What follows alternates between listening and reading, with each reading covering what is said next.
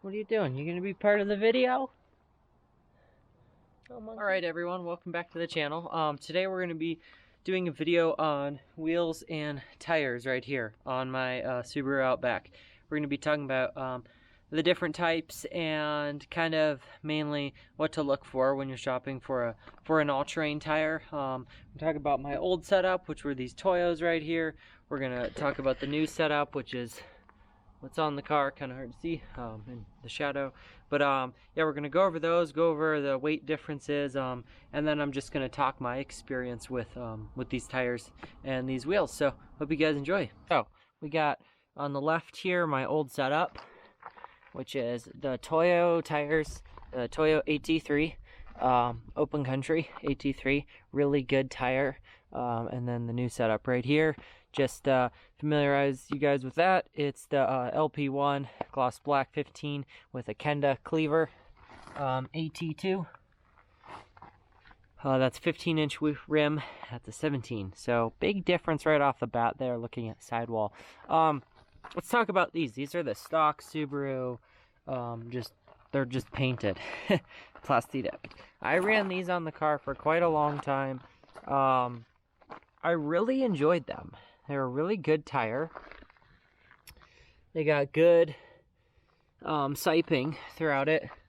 More of a closed tread pattern. We'll go over these and then we'll compare them. But good siping. You got nice, good, chunky tread blocks, which is something I always like to look for on a tire. I like chunky tread blocks. I like ones that are open.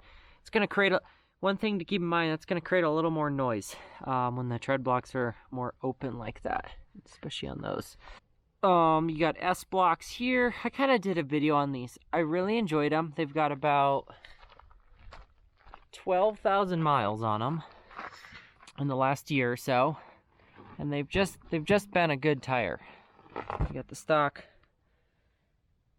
outer diameter is a 28. It's really a 28 and a half, something like that. And they're a pretty wide tire. I believe that's like 8 inches or so. So nice AT. Now a couple complaints on these. Let me just. Right, a couple complaints on these. Not much sidewall protection. If you look, there's just very little sidewall protection there. It's minimal. It's not even really raised. You got the Toyo tires in the open country. That stuff's all raised up, and you can see that. But as far as sidewall punctures and rocks and stuff in the San Juans puncturing a tire, these would be susceptible to it. But really what it comes down to is having a 17-inch rim. The ride was a lot rougher. It was a lot less smooth. It was jarring, not aired down. I would always air down. And now with my new setup, I don't need to every single time, which is kind of nice. Airing down makes a huge difference. You're squishing down your sidewall here, but then you're only having a couple inches of sidewall. Whereas on a 15-inch, you got way more. So it really does change that. Overall, great tire. Really good in the snow, the rain, dirt, rock, gravel, Forest Service roads. Great snow tire. It's also 3-peak Mountain Snowflake rated. And these are a pretty light setup. I think these weigh around like 50 pounds or so. I think this is like 29 or 30. And then that's another, I'm thinking 20 is what the OEM 17-inch Subaru wheel weighs. So very similar on weights here with these. Now let's go over and talk about the new setup. This is the Kenda Klever AT2. Kenda's been around for a while making mountain bike tires, motorcycle tires, tires for snowblowers, wheelbarrows, etc. for a long time, and our local tire shop told me about them, and I decided to give them a try. And let me just say, they've been fantastic. They've been a lot different from the Toyo, but really, when you look at this tire, it kind of almost, when I first saw it, it looks like a mud terrain, just because of how deep these voids are. Here we go. You know, you have these huge gaps in here. I can stick my finger in there. These huge tread blocks. So the tread is very thick. It's gonna last a while. like I could see getting 55, 60,000 miles off these, hopefully. There's still plenty of siping. There maybe could be more. You got siping there. You got another piece of rubber connecting those two, so those two grip really well. And what I was also just talking about is the sidewall. Look at that. You really got, and the camera doesn't really show it, but that's hardly anything. It's like, it's smooth. It's really not much. This actually sticks out. It's like a quarter, half inch here. And then you got these huge tread blocks that come up. And then you have this nice side biter. These are greatly increased, the size of these. You have it like half inch or like an inch there, and on the Toyos it's way less. So closed tread pattern, what that means is that's going to be quieter on the road. But believe it or not, and I'm dead serious, these tires are extremely quiet for what they are. Kenda did a fantastic job with this tire right here. It's a 235 75 15, but I mean, on the highway doing 60 to 70 miles an hour, there's really no, you hear the tread, but it is not like you think it would be. It's very smooth. It doesn't fling rocks as much as the Toyo did. Toyo, it got rocks stuck in there. I'd always get flinging around on the car or something. So now let's set these side by side and kind of look at some of the key differences, and then I'll kind of end the video there, kind of tell you what I would recommend trying for if you're looking for an all-terrain tire for a Subaru. All right, we got the old pair, the new pair, right off the bat. They're about centered as you can be.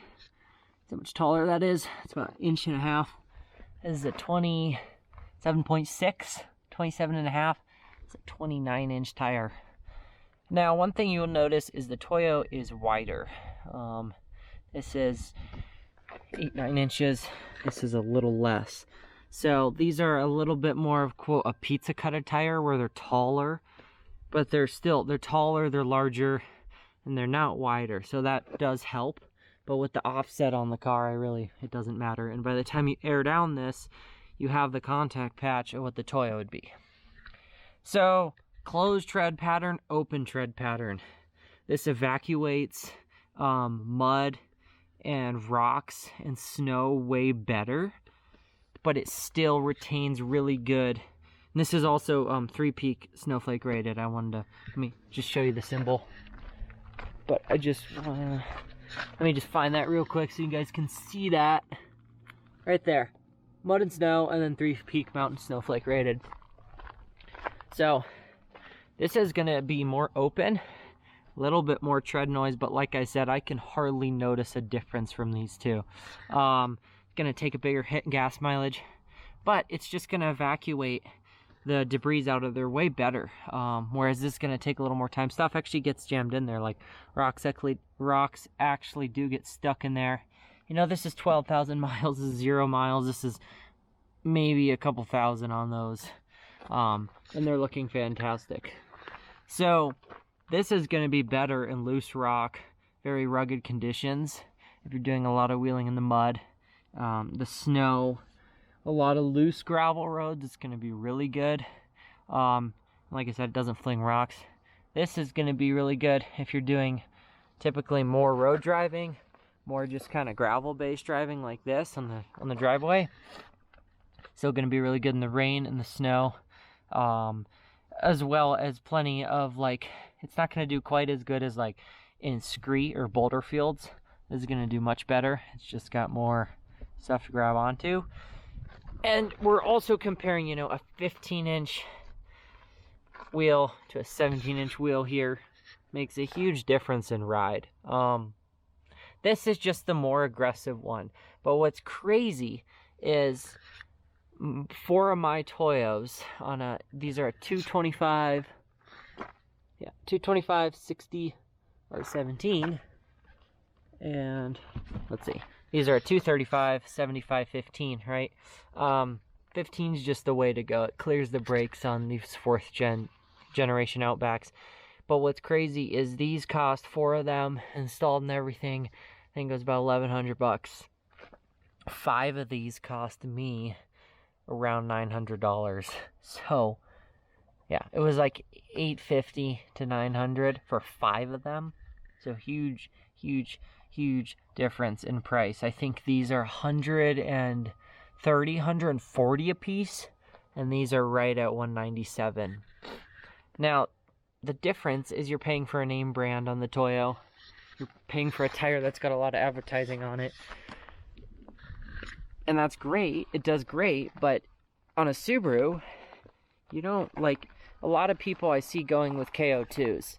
And I kind of question why they go with such a heavy tire when you have this, when you have a Kenda to go with. They make this is their AT version. I've been told they're going to come out with a different, more or less aggressive, because this might be too aggressive for some people.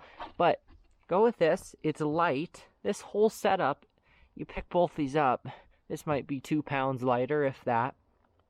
I'm going to do just as well. And as far as durability, I've had no issues. In the snow, they're unstoppable. They're just hard. I have not gotten the car stuck yet.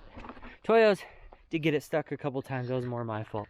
But these tires are they're fantastic for what they are and the price. They're all the same ratings on here. The mud and snow, the 109T, and they're not a light truck, so they don't weigh a ton, but they still have plenty of sidewall protection. So I think at the end of the day, what it comes down to is, like, what ATs are you looking at? You're looking at the KO2, the Falcon Wild Peak.